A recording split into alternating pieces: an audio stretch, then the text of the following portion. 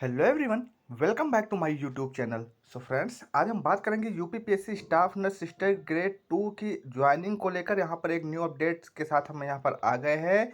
तो जैसा कि आप सभी लोगों को कल पता है कि कल यानी कि 27 सितंबर को इस केस की सुनवाई थी। केस नंबर आपको पता है 18-15, केस नंबर 18-15 की यहाँ पे सुनवाई थी स्टाफ नर्स सिस्टर ग्रेड 2 को लेकर। तो क्या हुआ है कल की अब हेयरिंग में, और जिस तरह से यहाँ पे डेट मिल रही है, क्या ऐसे में यहाँ पे ज्वाइनिंग हो पाएगी या नहीं हो पाएगी, कब तक हो पाएगी, इसके बारे में हम इस वीडियो में बात करने वाले हैं। तो एक नई अपडेट के साथ हम यहाँ पे आ चुके हैं। अगली डेट क्या मिली है और इसकी जानकारी हम देंगे, और एक एक्सपेक्टेड आपको बताएंगे कि ज्वाइनिंग इस साल हो पाएगी या नहीं हो पाएगी। तो चलते हैं अपडेट की तरफ। अपडेट में जाने से पहले अगर अभी तक वीडियो को लाइक नहीं किया तो सबसे पहले इस वीडियो को लाइक करें, शेयर करें। चैनल पर नए हैं या फिर चैनल को सब्सक्राइब नहीं किया है तो चैनल को सब्सक्राइब जरूर करें, बेल के आइकन को प्रेस करना बिल्कुल भी ना भूलें। तो अब यहाँ से हम केस लिस्ट ओपन कर लेते हैं। सो फ्रेंड्स, यहाँ पर देख सकते हैं मैं इलाहाबाद हाई कोर्ट की ऑफिशियल वेबसाइट पे आ चुका हूँ। यहाँ पे केस मैंने सर्च कर लिया है, यहाँ से इसको व्यू कर लेंगे। तो यहाँ पे आप देख सकते हैं ये पूरी स्टेटस यहाँ पे ओपन होके आ जाएगी। तो यहाँ पर आप देख सकते हैं फर्स्ट हेयरिंग डेट वगैरह एग्जिट दी हुई है जो हमेशा रहती है। तो ये सारी डिटेल है। अब यहाँ पे सबसे मेन पहले हम बात कर ले, नेक्स्ट हेयरिंग डेट यहाँ पे आप देख सकते हैं दे दी गई है 19 अक्टूबर। एक बार फिर से कैंडिडेट्स को सिर्फ निराशा ही यहाँ लगी है। नेक्स्ट हेयरिंग डेट हमेशा मिलती रही है और कैंडिडेट्स को हर बार एक निराशा ही यहाँ लगी है। किसी भी डेट पे केस की सुनवाई नहीं हो पा रही है।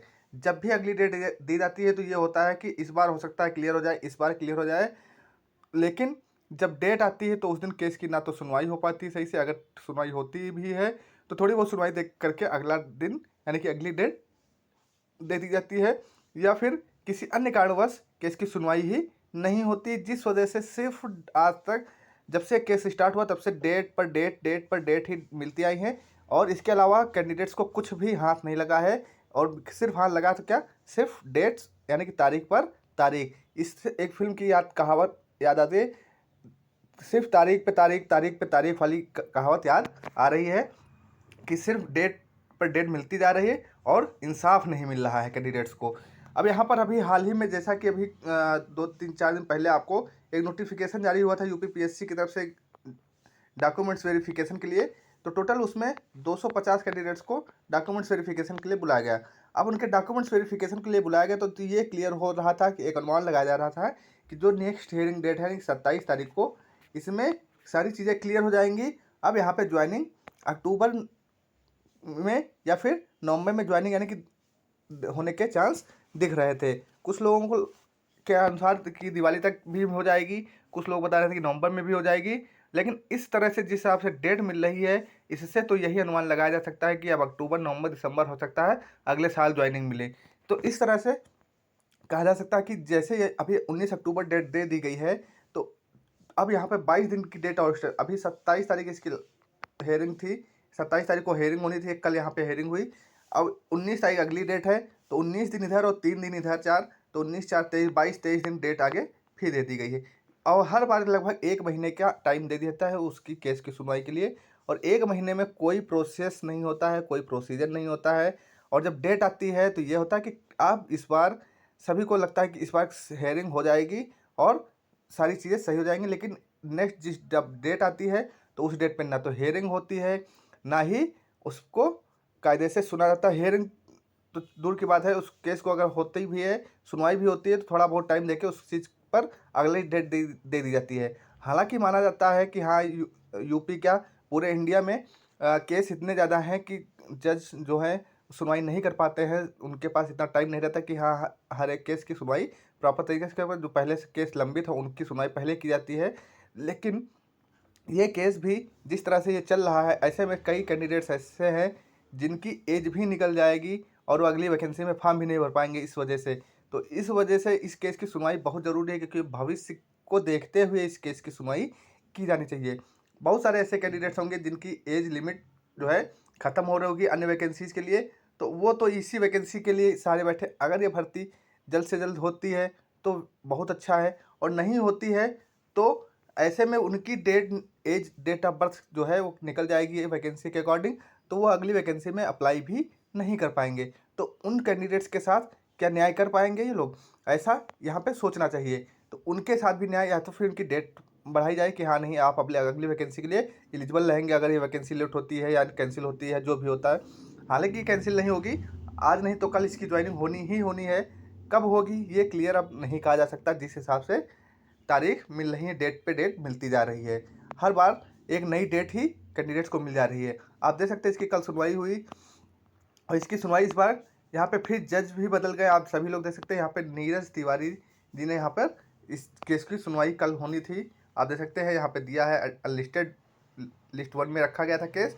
नीरज तिवारी जी ने बेंच ID 5060 में इसकी सुनवाई होनी थी। फॉर एडमिशन में फिर से केस डाल दिया गया है और एक नेक्स्ट डेट आप लोगों को फिर से दे दी गई है 19 अक्टूबर। अब यहाँ पर 19 अक्टूबर को यहाँ पर सुनवाई होगी। 19 अक्टूबर यानी कि दिवाली से पहले। अब दिवाली से पहले क्या, दिवाली से पहले ये सुनवाई करके फाइल कर देंगे। दिवाली पे ही सबको एक अच्छा अवसर देने जा रहे हैं कि दिवाली पर एक खुशखबरी हो सकता आ जाए, या फिर दिवाली पर भी सिर्फ एक डेट ही मिलेगी और कोई खुशखबरी नहीं देखने को मिलेगी। तो यहाँ पर आप देख सकते हैं बराबर जज भी चेंज हो रहे हैं, लेकिन यहाँ पर केस की सुनवाई नहीं हो पा रही है। सबसे पहले इस केस की सुनवाई मंजू रानी चौहान जो जज थी वो कर रही थी। आप देख सकते हैं यहाँ पे दिया हुआ डिटेल पूरी आपको मिल जाएगी यहाँ पे देखने को। फिर यहाँ पे एक जज आई थी संगीता चंद्रा, उनके अंडर में एक केस की सुनवाई है।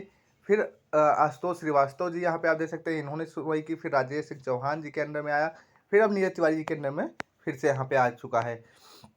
तो इस तरह से सिर्फ डेट्स पे डेट्स ही मिलती गई हैं और कोई अपडेट यहाँ पर नहीं हुआ है, सिर्फ एक अपडेट को छोड़कर कि यहाँ पे जो टोटल 146 कैंडिडेट्स नए जोड़े गए हैं उनको, और जो 104 कैंडिडेट्स पहले छूट गए थे उनकी डॉक्यूमेंट वेरिफिकेशन की डेट के सिवा कोई और नई अपडेट यहाँ पर नहीं देखने को मिली है।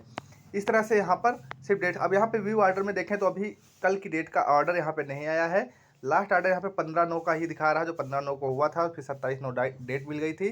तो 15/9 के ऑर्डर के बाद यहाँ पर अभी नई जो ऑर्डर्स है वो यहाँ पे नहीं जारी किया गया। क्या किस वजह से केस को आगे बढ़ाया, क्या है, ऑर्डर सीट आने के बाद ही कन्फर्म होगा। तो ये यहाँ की अपडेट रहने वाली है आज की।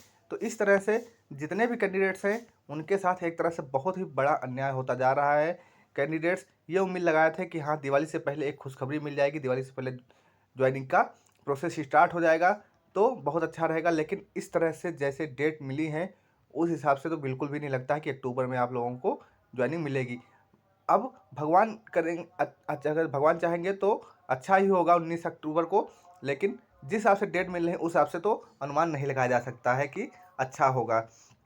तो इस तरह से मैं चाहूँगा कि 19 अक्टूबर को ये केस फाइनल हो जाए, जिससे जितने भी UPPSC के कैंडिडेट्स हैं उनको दिवाली से पहले एक बड़ा तोहफा, एक बड़ी खुशखबरी मिल सके। उनकी ज्वाइनिंग का प्रोसेस ही स्टार्ट कर दें। एटलीस्ट 19 तारीख को सुनवाई करके 20 तारीख से ज्वाइनिंग का प्रोसेस स्टार्ट कर दें तो ही अच्छा है। तो कोई इसमें बड़ी बात नहीं है। लेकिन ये चीज़, इसके लिए आपको जो है केस की सुनवाई कायदे से होगी तभी ये चीज़ें हो पाएंगी।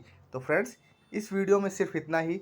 जैसे ही इसकी ऑर्डर सीट आएगी उसकी अपडेट देखकर हम आपको इन्फॉर्म कर देंगे। तो फ्रेंड्स मिलते हैं नेक्स्ट वीडियो में नेक्स्ट अपडेट के साथ। तब तक के लिए जय हिंद, जय भारत।